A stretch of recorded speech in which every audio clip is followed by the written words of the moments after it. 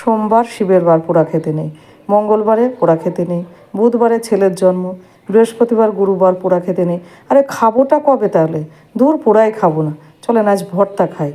একটা আতস কাজ নিয়ে সোজা চলে যান বাজারে, যেন পোকা না থাকে সেরকম একটা বেগুন নিয়ে এসে এবার ভালো করে তাকে স্নান করিয়ে এবার মাঝখান থেকে কেটে 4টি মিডিয়াম সাইজের টমেটো, 4-5টা কাঁচা লঙ্কা, কিছু রসুনের কোয়া, একটু নুন ছিটিয়ে ঢাকা দিয়ে এবার ভাজা হয়ে গেলে উল্টিয়ে নিয়ে আবার ঢাকা দিয়ে দিন। বসে থাকলে চলবে না, একটু ধনে পাতাও কাটতে হবে। এদিকে সেদ্ধ হয়ে গেছে, উপর থেকে ছাল বাকলা সব তুলে এবার ভালো করে মেখে একটু বিট নুন দেন, তাহলে স্বাদটা আরও বাড়বে।